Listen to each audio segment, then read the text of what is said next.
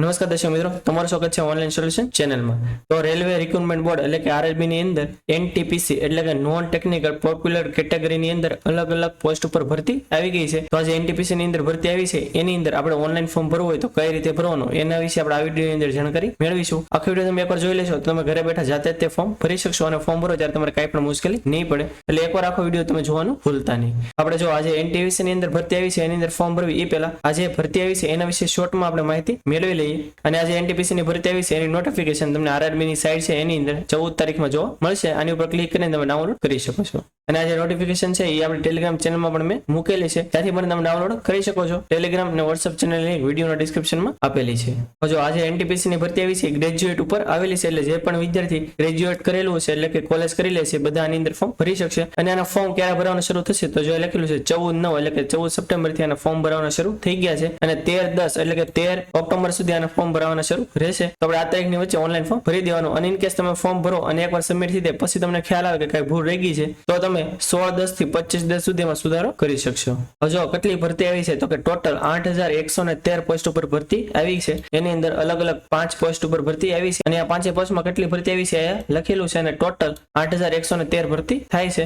જો આજે ભરતી આવી છે એની અંદર ફોર્મ ભરવા માટે કેટલી તમારી એજ હોવી જોઈએ તો જો લખેલું છે તો 18 થી 36 વર્ષ તમારી ઉંમર હશે તો તમે ફોર્મ ભરી શકશો. ત્યારે તો કે 1/1/2025 સુધીમાં તમારે એટલી ઉંમર હોવી જોઈએ. અને જો તારીખ પણ લખેલી છે કે 1/1/2007 પહેલા જેનો જન્મ છો એ ફોર્મ ભરી શકશે. અને ક્યાં સુધી તો કે જો જનરલ અને ઈડબ્લ્યુએસ વાળા હોય તો એ 2/1/1989 થી 1/1/2007, એવી રીતે ઓબીસી માં આવતો હોય 2/1/1986 થી 1/1/2007, એવી રીતે એસસી એસટી માં 2/1/1984 થી 1/1/2007 માં જેનો જન્મ છો એ બધા ફોર્મ ભરી શકશે. જો તમે ફોર્મ ભરો ત્યારે તમારે કેટલી ફી ભરવાની થશે તો જો જે SC ST female x servicemen કેટેગરીમાં આવે છે એ બધાને 250 રૂપિયા ફી ભરવાની થશે અને એની સિવાયના જે હોય એને 500 રૂપિયા ફી ભરવાની થશે. ફોર્મ ભરવા માટે એજ્યુકેશન ક્વોલિફિકેશન શું માંગેલું છે એ જોઈ લેવી. તો જો એનેક્સર એની અંદર બધી માહિતી લખેલી છે. 5 પોસ્ટ ઉપર તમારે કેટલો પગાર હશે અને શું તમે ભણેલા હશો એટલે કે શું તમારું એજ્યુકેશન ક્વોલિફિકેશન હશે તો ફોર્મ ભરી શકશો. મોસ્ટલી બધાની અંદર ડિગ્રી માંગેલી છે એટલે કે તમે કોઈ પણ ડિગ્રી કરેલી હોય એટલે કે તમે કોઈ પણ ગ્રેજ્યુએટ કરેલું હોય તો તમે આની અંદર ફોર્મ ભરી શકશો. પછી જો એનેક્સર બી ની અંદર આરઆરબી અમદાવાદની અંદર કેટલી ભરતી આવી છે એની માહિતી લખેલી છે. તો જો આરઆરબી અમદાવાદની અંદર ટોટલ 4 પોસ્ટ ઉપર ભરતી આવી છે અને 4 પોસ્ટ થઈને ટોટલ 516 સીટ ઉપર ભરતી આવી ગઈ છે. તો આરઆરબી અમદાવાદની અંદર ઝાઝી પોસ્ટ ઉપર ભરતી આવેલી છે એટલે બને તો તમે આની અંદર વહેલી તકે તે ફોર્મ ભરી દેજો. તો આપણે આજે એનટીપીસી ની અંદર ભરતી આવી છે એની બેઝિક માહિતી મેળવી લીધી. હવે આપણે ફોર્મ કઈ રીતે ભરવું એ સ્ટેપ બાય સ્ટેપ જોતા જઈએ. તો સૌપ્રથમ તમારે ગૂગલમાં આરઆરબી ટાઈપ કરીને એન્ટર કરી દેવાનું એટલે પહેલી તે વેબસાઇટ આવી જશે rrbapply.gov.in. તમારે એના પર ક્લિક કરી દેવાનું એટલે આ રીતનું પેજ આવી જશે અને આ વેબસાઇટની લિંક વિડીયોની ડિસ્ક્રિપ્શનમાં પણ મેં આપેલી છે. એના ઉપર ક્લિક કરશો એટલે સીધું આ પેજ ઓપન થઈ જશે. હવે જો આપણે ફોર્મ ભરવા માટે આ ઓપ્શન આપેલું છે એપ્લાય નો, તો આપણે આની ઉપર ક્લિક કરશો એટલે આપણને બે ઓપ્શન જોવા મળશે કે ક્રિએટ એન અકાઉન્ટ ને ઓલરેડી હેવ અકાઉન્ટ. હવે જો આપણે આરઆરબી ની અંદર આની પહેલા એકવાર એકાઉન્ટ બનાવેલું હોય તો તમે ડાયરેક્ટ ઓલરેડી હેવ અકાઉન્ટ ઉપર ક્લિક કરીને આગળ વધી શકો છો. પરંતુ ઘણા કેન્ડિડેટનું આની અંદર અકાઉન્ટ નહીં હોય તો સૌપ્રથમ આપણે એ જોઈ લઈએ કે નવું અકાઉન્ટ તમારે કઈ રીતે બનાવવું. ઇન કેસ જો તમારું આની અંદર અકાઉન્ટ હોય તો નવું અકાઉન્ટ કઈ રીતે બનાવવું એટલો વિડીયોનો પાર્ટ તમે સ્કીપ પણ કરી શકો છો, નીચે ટાઈમ ફ્રેમ આપેલી છે. તો સૌપ્રથમ આપણે એ જોઈ લઈએ કે નવું અકાઉન્ટ કઈ રીતે બનાવવું. નવું અકાઉન્ટ બનાવવા માટે ક્રિએટ એન અકાઉન્ટ એના ઉપર ક્લિક કરી દેવાની એટલે આ રીતનું પેજ આવી જશે. હવે આપણે સ્ટેપ બાય સ્ટેપ માહિતી મેળવી રહી કે કઈ રીતે આમાં ડિટેલ એન્ટર કરવી. તો સૌપ્રથમ છે કન્ટ્રી ઓફ નેશનાલિટી. તો આપણે જે પણ કન્ટ્રી હોય સિલેક્ટ કરી લેવાનું. મોસ્ટલી બધાને ઇન્ડિયા તે આવશે. પછી આ છે પર્સનલ ઇન્ફોર્મેશન. એમાં પહેલું છે ફૂલ નેમ એટલે કે આપણું જે નામ હોય એ આપણે એન્ટર કરવાનું થશે. હવે જો આ નામ છે કઈ રીતે એન્ટર કરવું જો અહીંયા લખેલું પણ છે કે તમારું નામ છે તમારું મેટ્રિક્યુલેશન એટલે કે 10મા ની જે માર્કશીટ હોય એમાં જે રીતે નામ લખેલું હોય એ પ્રમાણે તમારે નામ એન્ટર કરવાનું થશે. 10મા ની માર્કશીટ ની અંદર જે રીતે તમારું નામ એન્ટર કરેલું હોય એવી જ રીતે કોપી પેસ્ટ તમારે આ બોક્સ ની અંદર એન્ટર કરી દેવાનું. પછી રીટાઈપ ફૂલ નેમ એટલે કે આયા જે તમે નામ લખ્યું એવી જ રીતે બીજી વાર તમારે આ રીટાઈપ નું જે બોક્સ છે એની અંદર તમારું નામ એન્ટર કરી દેવાનું. પછી આ કઈ ઓપ્શન છે have you change your name એટલે કે તમારું નામ શું તમે 10માં પછી તમે શું તમારું નામ ચેન્જ કરેલું છે જો કરેલું હોય તો તમારે યસ ઉપર ટિક કરી દેવાનું એટલે આ બે બોક્સ ઓપન થઈ જશે. અને તમે જે નામ નવું ચેન્જ કરાવેલું હોય એટલે કે હાલમાં તમારું જે નામ હોય એ તમારે આયા અને આયા બંને જગ્યાએ એન્ટર કરી દેવાનું. પરંતુ જો તમે કઈ નામ ચેન્જ કરાવેલું ન હોય તો તમે નો ઉપર ટિક કરી દેવાનું. તો તમારે આ માહિતી એન્ટર કરવાની નહીં થાય. પછી આ છે ડેટ ઓફ બર્થ એટલે કે આપણી જે જન્મ તારીખ હોય એ આપણે એન્ટર કરવાની થશે. અને જન્મ તારીખ છે એ તમારે જે 10મા ની માર્કશીટ અથવા માર્કશીટ ની અંદર લખેલું ન હોય તો એલસી માં જે લખેલું હોય એ પ્રમાણે પ્રમાણે તમારે અહીંયા તમારી ડેટ ઓફ બર્થ એન્ટર કરવી. કઈ રીતે એન્ટર કરવી તો આની ઉપર ક્લિક કરશો એટલે આની અંદર તમારે યર, પછી મહિનો અને તારીખ સિલેક્ટ કરશો એટલે ઓટોમેટિક લખાઈને આવી જશે. પછી આ બીજી વાર તમારી જે ડેટ ઓફ બર્થ હોય તમારે મેન્યુઅલી એન્ટર કરી દેવાની. પછી આ છે સિલેક્ટ જેન્ડર એટલે જે આપણે લાગુ પડતું એ સિલેક્ટ કરી લેવાનું. આ બીજી વાર રીસિલેક્ટ જેન્ડર આવશે તો આ બીજી વાર પણ એન્ટર કરવાનું થશે. મોસ્ટલી બધી માહિતી તમારે બબ્બે વાર એન્ટર કરવાની થશે. પછી આ છે ફાધર્સ નેમ એટલે કે આપણા પપ્પાનું જે નામ હોય એ તમારે આખું એન્ટર કરવાનું થશે. એ પણ તમારી 10માની માર્કશીટ ની અંદર જે પપ્પાનું નામ લખેલું હોય એ રીતે તમારા પપ્પાનું નામ લખવાનું. પછી અહીંયા રીટાઈપ ફાધર નેમ એટલે કે આ જે નામ લખ્યું હોય પપ્પાનું નામ એ બીજી વાર તમારે એન્ટર કરી દેવાનું. પછી મધર નેમ એટલે કે આપણા મમ્મીનું નામ હોય એ આપણે એન્ટર કરી દેવાનું અને બીજી વાર આ રીટાઈપ નો જે ઓપ્શન છે એમાં આપણે એન્ટર કરી દેવાનું. એટલું થઈ જાય. પછી આ છે આધાર વેરિફિકેશન એટલે કે આપણો જે આધાર કાર્ડ નંબર છે એ આપણે વેરીફાઈ કરવાનો થશે. અને જો કોઈને આધાર કાર્ડ ન હોય તો એ ઓપ્શન પણ આપેલો છે આઈ ડુ નોટ હેવ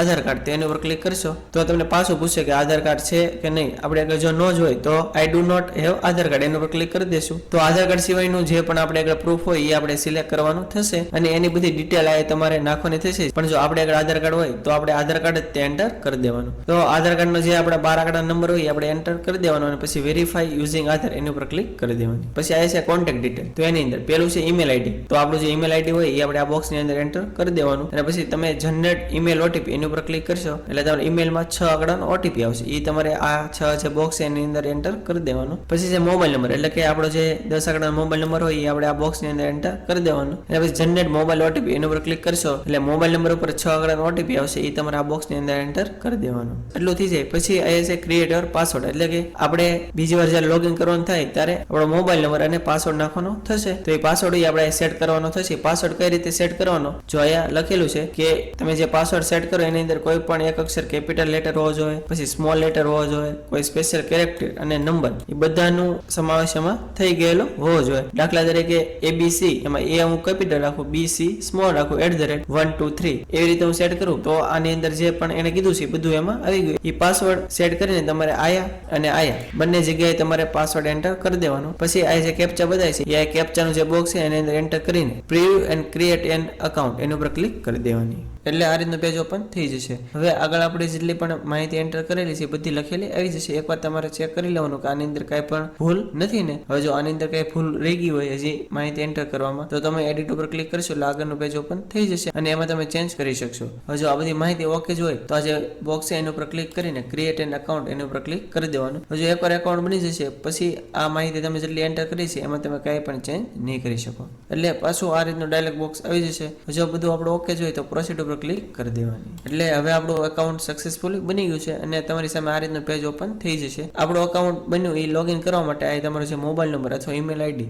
બેમાંથી કોઈ પણ એક એન્ટર કરી શકો છો. એ બોક્સની અંદર એન્ટર કરી દેવાનો અને આપણો જે પાસવર્ડ સેટ કરેલો છે એ પાસવર્ડ એન્ટર કરી દેવાનો અને જે કેપ્ચા બતાવી એ આ બોક્સની અંદર એન્ટર કરીને લોગિન ઉપર ક્લિક કરી દેવાનું. એટલે આ રીતનું પેજ ઓપન થઈ જશે. સિમ્પલી આપણે ઓનલાઈન એપ્લિકેશન એના ઉપર ક્લિક કરી દેવાની. એટલે હાલમાં જે પણ ભરતી શરૂ છે એને માહિતી આવી જશે. આપણે NTPC ની અંદર ફોર્મ ભરવાનું થતું હોય તો પહેલો ઓપ્શન આપેલો છે CN05 કરીને તો એની અંદર આપણે એપ્લાય કરવાનું થશે. તો સૌપ્રથમ આપણે RRB સિલેક્ટ કરવાની થશે. તો એ જે ઓપ્શન આપેલું છે એના ઉપર ક્લિક કરશો એટલે તમને એ બધી RRB ના નામ આવી જશે. તમારે જે પણ RRB ની અંદર એપ્લાય કરવાનું થતું હોય એ સિલેક્ટ કરી લેવાની. દાખલા તરીકે તમારે અમદાવાદ ની અંદર એપ્લાય કરવાનું થતું હોય તો અમદાવાદ સિલેક્ટ કરી લેવાનું. પછી આ જે બોક્સ આપેલું છે એના ઉપર ક્લિક કરીને નેક્સ્ટ ઉપર ક્લિક કરી દેવાની. એટલે આ રીતનું પેજ ઓપન થઈ જશે. હવે આપણે એકાઉન્ટ બનાવ્યું ત્યારે જે પણ માહિતી બેઝિક બધી નાખેલી હતી એ બધી લખેલી આવી જશે. એની સિવાયની જે પણ માહિતી હશે એ આપણે કઈ રીતે નાખવાની એ સ્ટેપ બાય સ્ટેપ જોતા જઈએ. એમાં પેલું છે મેરિટલ સ્ટેટસ એટલે કે તમારે જે લાગુ પડતું હોય તમારે સિલેક્ટ કરી લેવાનું. પછી છે રિલિજન એટલે કે આપણો કયો ધર્મ છે તમારે જે તમારો ધર્મ હોય સિલેક્ટ કરી લેવાનું. પછી છે choice of language for examination એટલે કે તમારે જે RRB ની જે CBT પેપર આવશે તમારે કઈ ભાષામાં દેવું છે એ આપણે સિલેક્ટ કરવાનું થશે. જો તમારે પેપર ગુજરાતીમાં દેવું હોય તો તમારે જે ગુજરાતીનો ઓપ્શન છે એને સિલેક્ટ કરી લેવાનું. પછી તે permanent visible mark of identification 1 એટલે કે આપણા સીટમાં કોઈ એવી વસ્તુ કે જે પરમેનન્ટ માર્ક તરીકે હોય એ આપણે લખવાની થશે. દાખલા તરીકે જો અમારે જમણા હાથમાં તલ હોય તો અહીંયા લખી શકો મોલ રાઈટ હેન્ડ. પછી અહીંયા છે permanent visible mark of identification 2 એટલે કે બીજો આપણે આઈડેન્ટિફિકેશન માર્ક લખવાનો થશે. જો અમારા ડાબા હાથમાં તલ હોય તો હું અહીંયા મોલ લેફ્ટ હેન્ડ એવી રીતે હું અહીંયા લખી શકું. એવી રીતે તમારો જે આઈડેન્ટિફિકેશન માર્ક હોય એ તમે અહીંયા એન્ટર કરી શકો છો. તમારે બે આઈડેન્ટિફિકેશન માર્ક લખવા ફરજિયાત છે. પછી છે કમ્યુનિટી ડિટેલ તો એની અંદર તમે આની પર ક્લિક કરશો તો અહીંયા અલગ અલગ ઓપ્શન આવશે એટલે કે આપણે કઈ કેટેગરીમાં આવી છે એ આપણે સિલેક્ટ કરવાનું થશે. જો આપણે જનરલમાં આવતા હોય તો આની ઉપર ક્લિક કરશો તો બીજી આપણે એકે પણ માહિતી એન્ટર કરવાની નહીં થાય. પછી જો તમે EWS માં આવતા હોય તો આની ઉપર ક્લિક કરશો તો આપણને જે EWS નો દાખલો કઢાવેલો હોય એની અમુક માહિતી પૂછશે. તો પહેલું છે સર્ટિફિકેટ નંબર, એટલે કે આપણે જે EWS નો દાખલો કઢાવ્યો હોય એનો જે સર્ટિફિકેટ નંબર હોય એ તમારા બોક્સ ની અંદર એન્ટર કરી દેવાનો. પછી જે ઇશ્યુઇંગ ઓથોરિટી, આની ઉપર ક્લિક કરશો એટલે અલગ અલગ ઓપ્શન આવશે. જો EWS નો દાખલો છે એ તમને કોના દ્વારા કાઢી દેવામાં આવ્યો હશે એ આ તમારે સિલેક્ટ કરવાનું થશે. જે EWS ના દાખલામાં નામ લખેલું હોય એ તમારે સિલેક્ટ કરી લેવાનું. પરંતુ મોસ્ટલી જે વિદ્યાર્થી હોય એને EWS નો દાખલો છે કે SC નો છે કે ST નો છે કે OBC નો દાખલો છે અથવા OBC નોન ક્રિમિનલ છે એ જો એને કઢાવેલું હોય તો મોસ્ટલી વિદ્યાર્થીને મામલતદાર દ્વારા એ દાખલો આપવામાં આવેલો હોય છે. તો આ તમે જોશો તો કે મામલતદારનો ઓપ્શન નથી. તો આપણે શું સિલેક્ટ કરવાનું? તો તમારે એક્ઝિક્યુટિવ મેજિસ્ટ્રેટ નો જે ઓપ્શન છે એ સિલેક્ટ કરી લેવાનું. પછી ઇશ્યુઇંગ સ્ટેટ એટલે કે કયા સ્ટેટમાંથી આપણે કાઢેલો છે એટલે આમાં ગુજરાત આવશે. પછી જે ડેટ ઓફ ઇશ્યુ એટલે કે એ તમે જે EWS નો દાખલો કઢાવેલો છે કઈ તારીખે કઢાવેલો છે એ તમારા ડેટ એન્ટર કરવાની થશે. પછી જો તમે SC માં કે ST માં આવતા હો તો એ સિલેક્ટ કરશો.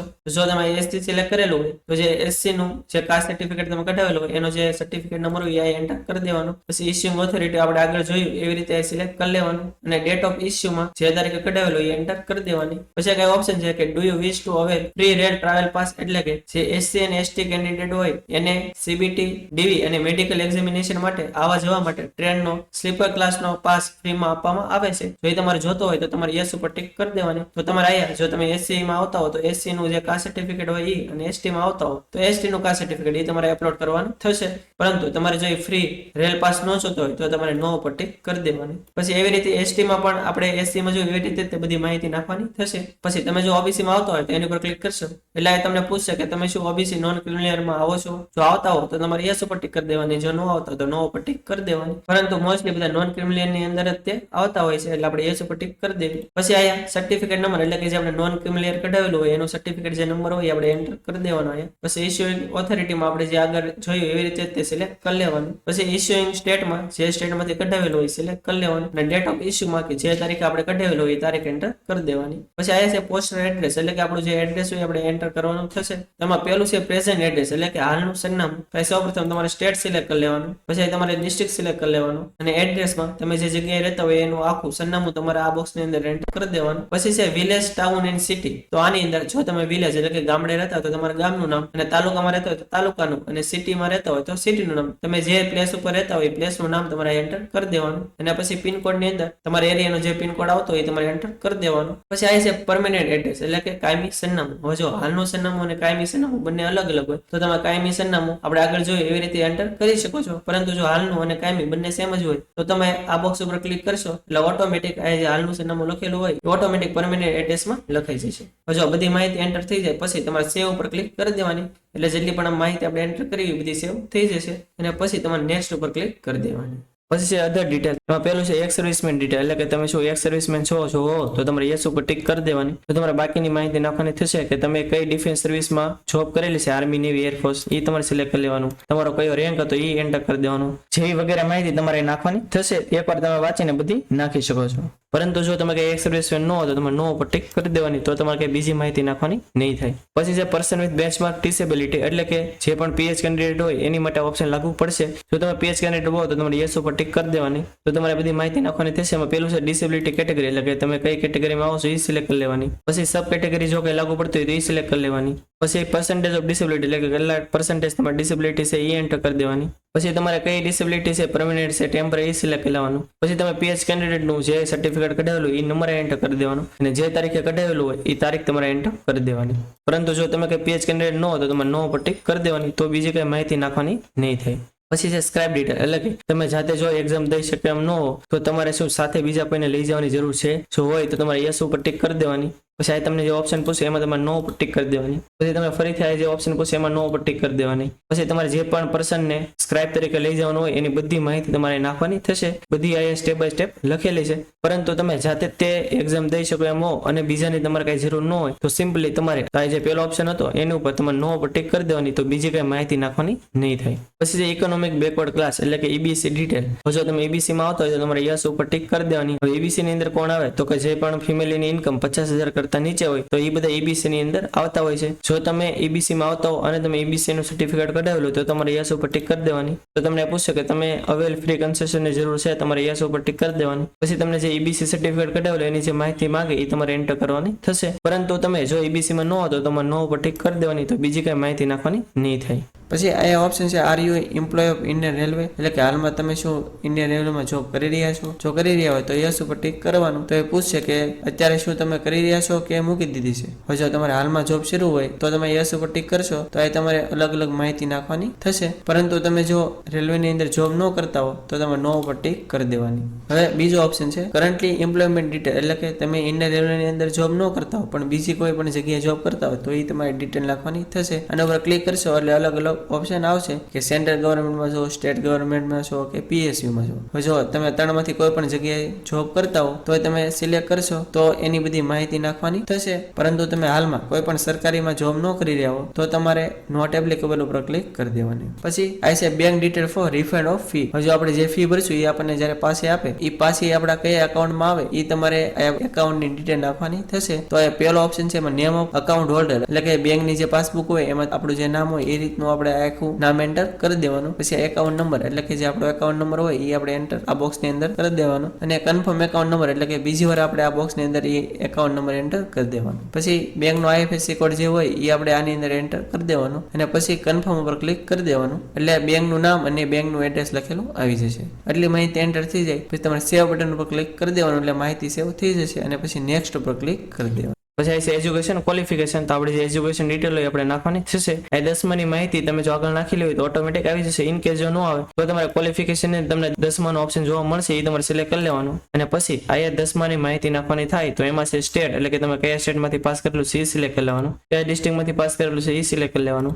બોર્ડમાં તમારે 10મામાં કયું બોર્ડ હતું એનું નામ એન્ટર કરી દેવાનું. પછી ડેટ ઓફ રિઝલ્ટ ડિક્લેરેશન, એટલે કે કઈ તારીખે તમારું રિઝલ્ટ આવેલું છે એ તારીખ એન્ટર કરી દેવાની. અને તમારો 10માની અંદર કયો રોલ નંબર હતો જે માર્કશીટની અંદર લખેલો હોય છે એ તમારે રોલ નંબર એન્ટર કરી દેવાનો. અને પછી તમારે 10માની માર્કશીટ અપલોડ કરવાની થશે. આની ઉપર ક્લિક કરશો એટલે એ લખેલો હોય છે કે તમે જે પણ 10માની માર્કશીટ અપલોડ કરો તમારે PDF ફોર્મેટમાં અને 500 KB સુધીની તમારે સાઇઝ રાખવાની થશે. અપલોડ કરવા માટે ચોઇસનો ઓપ્શન આપેલો છે એના ઉપર ક્લિક કરીને જ્યાં પડી હોય સિલેક્ટ કરી લેવાની અને પછી સેવ ઉપર ક્લિક કરી દેવાની અને પછી તમારે અપડેટ ઉપર ક્લિક કરી દેવાની. એટલે તમારી 10માની માહિતી એન્ટર થઈ જશે. પછી જે ક્વોલિફિકેશન ની અંદર આપણે જે પણ ડિગ્રી કરેલી હોય, એટલે કે કોલેજ કરેલી હોય એની માહિતી નાખવાની થશે. તો જે બેચલર ડિગ્રીનો ઓપ્શન આપેલો છે એની ઉપર ક્લિક કરી દેવાની. પછી આ છે ડિસિપ્લિન, તો એની ઉપર ક્લિક કરશો એટલે ઓપ્શન જોવા મળશે બેચલર ડિગ્રી, તો આપણે એ સિલેક્ટ કરી લઈશું. પછી આ છે સબ સ્ટ્રીમ, એટલે કે તમે કેમાં ગ્રેજ્યુએશન પાસ કરેલું છે એ એન્ટર કરી દેવાનું. તમે જે પણ ની અંદર ગ્રેજ્યુએશન કરેલું હોય એ તમારે લખવાનું થશે. પછી સ્ટેટ, તો તમે કયા સ્ટેટમાંથી ગ્રેજ્યુએશન કરેલું છે એ સિલેક્ટ કરી લેવાનું. પછી ડિસ્ટ્રિક્ટ, તમે કયા ડિસ્ટ્રિક્ટમાંથી ગ્રેજ્યુએશન કરેલું છે એ સિલેક્ટ કરી લેવાનું. પછી નેમ ઓફ કોલેજ અથવા યુનિવર્સિટી, એટલે કે તમે કઈ કોલેજ કે કઈ યુનિવર્સિટીમાંથી ગ્રેજ્યુએશન કરેલું છે એનું નામ એન્ટર કરી દેવાનું. પછી ડેટ ઓફ રિઝલ્ટ, એટલે કે કઈ તારીખે તમારું રિઝલ્ટ આવેલું છે એ તમારે તારીખ એન્ટર કરી દેવાની.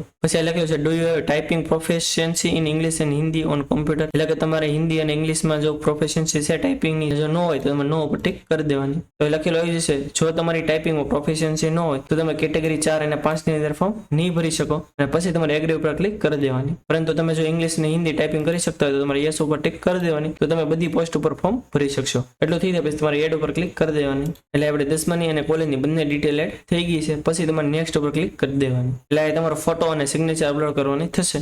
હવે જો ફોટોગ્રાફ અપલોડ કરો તો એમાં અમુક માહિતી આપણે ધ્યાન રાખવાની રહેશે, નકર આપણું ફોર્મ છે રિજેક્ટ પણ થઈ શકે. તો આપણે જે ફોટો અપલોડ કર્યો આપણો પાસપોર્ટ સાઇઝનો, એ આપણો કલર પાસપોર્ટ સાઇઝનો ફોટોગ્રાફ હોવો જોઈએ અને પાછળનું બેકગ્રાઉન્ડ વ્હાઇટ હોવું જોઈએ. જો એની સિવાયનું કાંઈ પણ બેકગ્રાઉન્ડ હશે તો તમારું ફોર્મ પણ રિજેક્ટ થઈ શકે. એટલે આની અંદર જે રીતે માહિતી નાખેલી છે એ રીતે તમારો ફોટોગ્રાફ હોવો જોઈએ. જો ન હોય તો આપણે પડાવી લેવાનો. અને જે ફોટો છે તમારે JPG અથવા JPG ફોર્મેટમાં અને 30 થી 70 KB ની વચ્ચે સાઇઝ રાખીને અપલોડ કરવાનું થશે. પછી સિગ્નેચર, તો સિગ્નેચરમાં તમારે JPG અથવા JPG ફોર્મેટમાં અને 30 થી 70 KB ની વચ્ચે સાઇઝ રાખીને અપલોડ કરવાની થશે. તો તમારો જે ફોટો અને સિગ્નેચર જે જગ્યાએ પીડા હોય તમારે ચોઈસ ફાઇલ ઉપર ક્લિક કરીને સિલેક્ટ કરી લેવાનું. સિલેક્ટ કરીને પછી અહીંયા જે યસ નું બટન છે એના ઉપર ક્લિક કરી દેવાની, એટલે તમારો ફોટો અપલોડ થઈ જશે. એવી રીતે સિગ્નેચરમાં આ ચોઈસ ફાઇલ ઉપર ક્લિક કરીને સિલેક્ટ કરી લેવાની. આ રીતનું આવશે, એમાં તમારે ઓકે ઉપર ક્લિક કરી દેવાની. એટલે સિગ્નેચર પર અપલોડ થઈ જશે. હવે ફોટો અને સિગ્નેચર અપલોડ થઈ જાય પછી અપલોડ એન્ડ સેવ પર ક્લિક કરી દેવાની. એટલે માહિતી સેવ થઈ જાય પછી આપણે નેક્સ્ટ ઉપર ક્લિક કરી દેવાની. પછી છેલ્લું છે પ્રિફરન્સ એન્ડ પ્રિવ્યુ.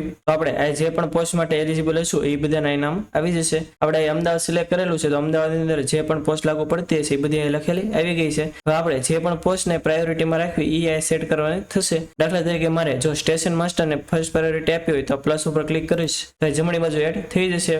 પછી બીજી પ્રાયોરિટીમાં દાખલા તરીકે મારે ગુડ્સ ટ્રેન મેનેજર રાખવું હોય તો એ સિલેક્ટ કરી લઈશ તો એ એડ થઈ જશે. પછી ત્રીજી પ્રાયોરિટીમાં સિને ક્લર્ક રાખવી હોય તો એ સિલેક્ટ કરી લઈશ અને પછી ટિકિટ સુપરવાઇઝર રાખવી હોય તો એ સિલેક્ટ કરી લઈશ. એવી રીતે તમે આ પ્રિફરન્સ સેટ કરી શકો છો. તમારે જે રીતે સેટ કરવું હોય તમે કરી શકો છો. હવે આટલું થઈ જાય પછી આ જે ચેકબોક્સ આપેલું છે એના ઉપર ક્લિક કરી દેવાની. પછી નીચે જેટલા પણ ચેકબોક્સ આપેલા છે એ બધા ઉપર ક્લિક કરી દેવાની. પછી પ્લેસમાં તમે જે જગ્યાએ રહેતા હો એનું નામ એન્ટર કરી દેવાનું અને આટલું થઈ જાય પછી તમારે પ્રિવ્યુ એપ્લિકેશન એના ઉપર ક્લિક કરી દેવાની. એટલે તમે જે ફોર્મ ભરેલું છે એ બધી આ માહિતી આવી જશે. જો બધી જ ઓકે હોય તો આપણે સાવ નીચે વયું જવાનું. જો હજી કઈ ભૂલ હોય તો તમે એડિટ ઉપર ક્લિક કરીને ચેન્જ કરી શકો છો. પરંતુ જો બધું જ ઓકે હોય તો તમારે આ જે બોક્સ આપેલું છે આઈ હેવ રીચેક એના ઉપર ક્લિક કરીને સબમિટ બટન ઉપર ક્લિક કરી દેવાની. એટલે આ રીતનું પેજ આવી જશે. હવે આપણે કેટેગરી વાઇઝ જેટલી પણ ફી લાગુ પડતી હશે એ લખેલી આવી જશે. તો આપણે આટલી ફી પેમેન્ટ કરવાની થશે. તો પેમેન્ટ કરવા માટે આપણે જે પે નાઉનો ઓપ્શન છે એના ઉપર ક્લિક કરી દેવાની. એટલે આ રીતનું પેજ આવી જશે. હવે આ અલગ અલગ ઓપ્શન આપેલા છે debit card, credit card, internet banking અને યુપીઆઈ. તમારે જેનેથી પણ પેમેન્ટ કરવું હોય તમે સિલેક્ટ કરીને બધી માહિતી નાખીને પછી પે નાઉ ઉપર ક્લિક કરશો એટલે તમારું પેમેન્ટ થઈ જશે